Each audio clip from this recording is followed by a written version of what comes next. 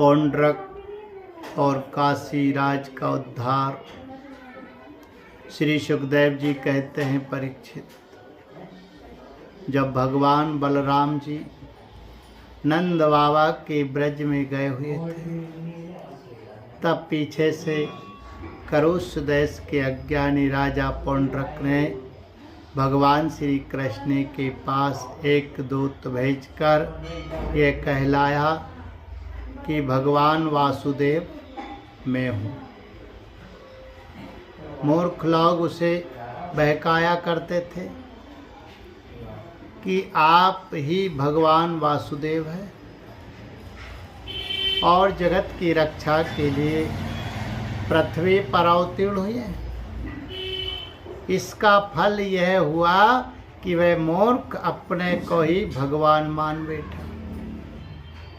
जैसे बच्चे आपस में खेलते समय किसी बालक को ही राजा मान लेते और वह राजा की तरह उनके साथ व्यवहार करने लगता है, वैसे ही मंदमती अज्ञानी पौंड्रक ने अचिंत गति भगवान श्री कृष्ण की लीला और रहस्य ना जानकर द्वारका में उनके पास दूत भेज दिया।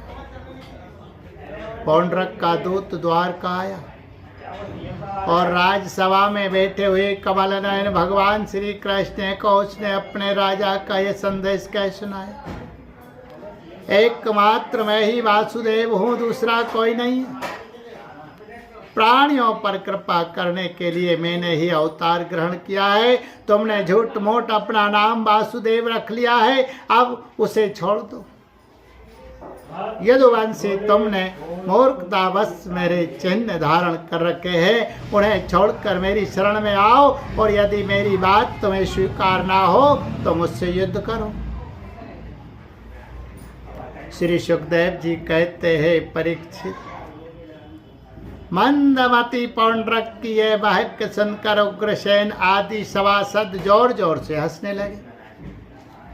उन लोगों की हंसी समाप्त होने के बाद भगवान श्री कृष्ण ने दूत से कहा, तुम जाकर अपने राजा से कह देना कि रे मूढ़, मैं अपने चक्र आदि चिन्ह यो नहीं छोड़ूंगा, इन्हें मैं तुझ पर छोड़ूंगा और केवल तुझ पर ही नहीं, तेरे उन सब साथियों पर भी जिनके बहकाने से तू इस प्रकार बहक रहा है। उस समय मूर्ख तू अपना मुंह छिपाकर औंधे मुंह गिरकर चील गीद बटेर आदि मांस भोजी पक्षियों से घिरकर सो जाएगा और तू मेरा शरणदाता नहीं, उन कुत्तों की शरण होगा जो तेरा मांस चीत चीत कर खा जाएंगे। परीक्षित, भगवान का ये तिरस्कार पूर्ण संवाद लेकर पौंड्रक का दूत अपने स्वामी के पास गया और उसे कह सुनाया, इधर भगवान श्री कृष्ण ने भी रथ पर सवार होकर काशी पर चढ़ाई कर दी, क्योंकि वह करुष का राजा उन दिनों वही अपने मित्र काशीराज के पास रहता था। भगवान श्री कृष्ण के आक्रमण का समाचार पाकर महारथी पौंड्रक भी 2 अक्षौणी सेना के साथ शीघ्र ही नगर से बाहर निकल आए। काशी का राजा पौंड्रक का मित्र था, अतः वह भी उसकी सहायता करने के लिए 3 अक्षौणी सेना के साथ उसके पीछे पीछे आया। परीक्षित, अब भगवान श्री कृष्ण ने पौंड्रक को देखा। पौंड्रक ने भी शंख चक्र तलवार गदा सारंग धनुष और श्रीवत्स चिन्ह आदि धारण कर रखे थे। उसके वक्ष स्थल पर बनावटी कौस्तुभ मणि और वनमाला भी लटक रहे थे। उसने रेशमी पीले वस्त्र पहन रखे थे और रथ की ध्वजा पर गरुड़ का चिन्ह भी लगा रखा था। उसके सिर पर अमूल मुकुट था और कानों में मकराकृति कुंडल जगमगा रहे थे। उसका ये सारा का सारा वेश बनावटी था, मानो कोई अभिनेता रंगमंच पर अभिनय करने के लिए आया हो। उसकी वेशभूषा अपने श्वान देखकर भगवान श्री कृष्ण खिलखिलाकर हंसने लगे। अब शत्रुओं ने भगवान श्री कृष्ण पर त्रिशूल, गदा, मुद्गर, शक्ति, षष्ठी, ग्राह, प्रास, तोमर, तलवार, पट्टिस और बाण आदि अस्त्र शस्त्रों से प्रहार किया। मलय के समय जिस प्रकार आग सभी प्रकार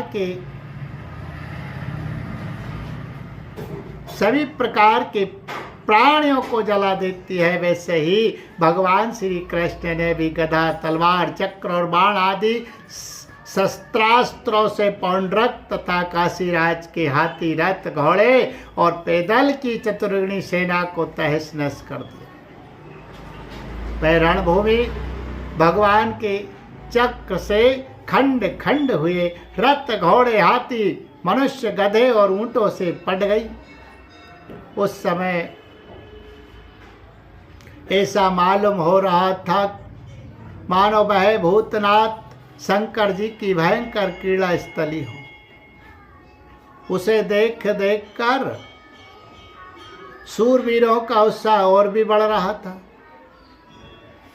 अब भगवान श्री कृष्ण ने पौंड्रक से कहा, अरे पौंड्रक, तूने दूत के द्वारा कहलाया था कि मेरे चिन्ह, अस्त्र शस्त्र आदि छोड़ दो, सो अब मैं उन्हें तुझ पर छोड़ रहा हूं। तूने झूठ मूठ मेरा नाम रख लिया है, अतः मूर्ख, अब मैं तुझसे उन नामों को भी छुड़ा कर रहूंगा। रही तेरे शरण में आने की बात, सो यदि मैं तुझसे युद्ध ना कर सकूंगा तो तेरी शरण में ग्रहण करूंगा। भगवान श्री कृष्ण ने इस प्रकार पौंड्रक का तिरस्कार करके अपने तीखे बाणों से उसके रथ को तोड़ फोड़ डाला और चक्र से उसका सिर वैसे ही उतार लिया जैसे इंद्र ने अपने वज्र से पहाड़ की चोटियों को उड़ा दिया था। इसी प्रकार भगवान ने अपने बाणों से काशी नरेश का सिर भी धड़ से ऊपर उड़ाकर काशीपुरी में गिरा दिया। जैसे वायु कमल का पुष्प गिरा देती है, इस प्रकार अपने हाथ 7 डाह रखने वाले पौंड्रक को और उसके शाखा काशी नरेश को मारकर भगवान श्री कृष्ण अपनी राजधानी द्वारका में लौटाए। उस समय सिद्धगण भगवान की अमृतमयी कथा का गान कर रहे थे। परीक्षित पौंड्रक भगवान के रूप का चाहे वे किसी भाव से हो सदा चिंतन करता रहता था। इससे उसके सारे बंधन कट गए। वे भगवान का बनावटी वेश धारण किए रहता था। इससे बार बार उसी का स्मरण होने के कारण वह भगवान के प्रारूप को प्राप्त हुआ। इधर काशी में राजमहल के दरवाजे पर एक कुंडल मणित मुंड गिरा देखकर लोग तरह तरह का संदेह करने लगे और सोचने लगे कि ये क्या है, ये किसका सिर है। जब यह मालूम हुआ कि वह तो काशी नरेश का ही सिर है, तब रानियां, राजकुमार, राज परिवार के लोग तथा नागरिक रो रो कर विलाप करने लगे। हा नाथ, हा राजन, हाय हाय, हमारा तो सर्वनाश हो गया। काशी नरेश का पुत्र था सुदक्षिण। उसने अपने पिता का अंत्येष्टि संस्कार करके मन ही मन ये निश्चय किया कि अपने पितृघाती को मारकर ही मैं पिता के ऋण से उत्सरण हो सकूंगा। निदान वह अपने कुल पुरोहित और आचार्यों के साथ अत्यंत एकाग्रता से भगवान शंकर की आराधना करने लगा। काशी नगरी में उसकी आराधना से प्रसन्न होकर भगवान शंकर ने वर देने को कहा। सुदक्षिण ने यह अभिष्ट वर मांगा कि मुझे मेरे पितृघाती के वध का उपाय बतलाइए। भगवान शंकर ने कहा, तुम ब्राह्मणों के साथ मिलकर यज्ञ के देवता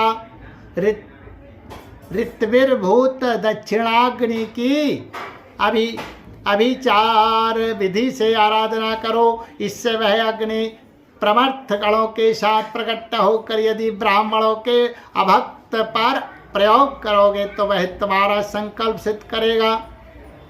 भगवान शंकर की ऐसी आज्ञा प्राप्त करके सुदक्षिण ने अनुष्ठान के उपयुक्त नियम ग्रहण किए और वे भगवान श्री कृष्ण के लिए अभिचार अग्नि मूर्तिमान होकर प्रकट हुआ। अभिचार पूर्ण होते ही यज्ञ कुंड से अति भीषण अभिचार मारण का पुरस्चरण करने लगा। अभिचार पूर्ण होते ही यज्ञ कुंड से अति भीषण अग्नि मूर्तिमान होकर प्रकट हुआ। उसके केस और दाढ़ी मूछ तपे हुए तावे के समान लाल लाल थे। आंखों से अंगारे बरस रहे थे। उग्र दाढ़ों और टेढ़ी भ्रकुटियों के कारण उसके मुख से क्रूरता टपक रही थी। वह अपनी जीभ से मुंह के दोनों कोने चाट रहा था। शरीर नंग धड़ंग था। हाथ में त्रिशूल लिए हुए था जिसे वह बार बार घुमाता जाता था और उसमें से अग्नि की लपटें निकल रही थी। ताड़ के पेड़ के समान बड़ी बड़ी टांगे थी। वह अपने वेग से धरती को कंपाता हुआ और ज्वालाओं से दसों दिशाओं को दग्ध करता हुआ द्वारका की ओर दौड़ा और बात ही बात में द्वारका के पास जा पहुंचा। उसके साथ बहुत से भूत भी थे। उस अभिचार की आग को बिल्कुल पास आई हुई देख द्वारकावासी वैसे ही डर गए जैसे जंगल में आग लगने पर हरिण डर जाते हैं। वे लोग भयभीत होकर भगवान के पास दौड़े हुए आए। भगवान उस समय सभा में चौसर खेल रहे थे। उन लोगों ने भगवान से प्रार्थना की, तीनों लोकों के एकमात्र स्वामी, द्वारका नगरी इस आग से भस्म होना चाहती है। आप हमारी रक्षा कीजिए। आपके सिवा इसकी रक्षा और कोई नहीं कर सकता। शरणागत वत्सल भगवान ने देखा कि हमारे स्वजन भयभीत हो गए और पुकार पुकार कर विकलता भरे स्वर से हमारी प्रार्थना कर रहे हैं। तब उन्होंने हंसकर कहा, डरो मत, मैं तुम लोगों की रक्षा करूंगा। परीक्षित, भगवान सबके बाहर भीतर की जानने वाले हैं। वे जान गए कि यह काशी से चली हुई माहेश्वरी कृत्या है। उन्होंने उसके प्रतिकार के लिए अपने पास ही विराजमान चक्र सुदर्शन को आज्ञा दी। भगवान मुकुंद का प्यारा अस्त्र सुदर्शन चक्र कोटि कोटि सूर्यों के समान तेजस्वी और प्रलयकालीन अग्नि के समान जाज्वल्यमान है। उसके तेज से आकाश दिशाएं और अंतरिक्ष चमक उठे और अब उसने उस अभिचार अग्नि को कुचल डाला। भगवान श्री कृष्ण के अस्त्र सुदर्शन चक्र की शक्ति से कृत्यारूप आग का मोह टूट फूट गया। उसका तेज नष्ट हो गया। शक्ति कुंठित हो गई और वह वहां से लौटकर काशी आ गई तथा उसने ऋत्विज आचार्यों के साथ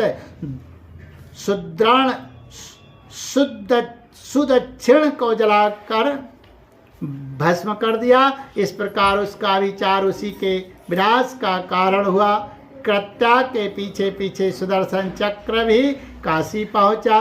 काशी बड़ी विशाल नगरी थी। वह बड़ी बड़ी अटारियों, सभा भवन, बाजार, नगर द्वारों के शिखर, चार दीवारियों, खजाने, हाथी, घोड़े, रथ और अन्नों के गोदाम से सुसज्जित थी। भगवान श्री कृष्ण के सुदर्शन चक्र ने सारी काशी को जलाकर भस्म कर दिया और फिर वह परमानंदमय लीला करने वाले भगवान श्री कृष्ण के पास लौट आए। जो मनुष्य पूर्ण कीर्ति भगवान श्री कृष्ण के इस चरित्र को एकाग्रता के साथ सुनता या सुनाता है वह सारे पापों से छूट जाता है। बोले गोविंद गोपाल कृष्ण भगवान की जय। पुराण पुरुष पुरुषोत्तम भगवान की जय।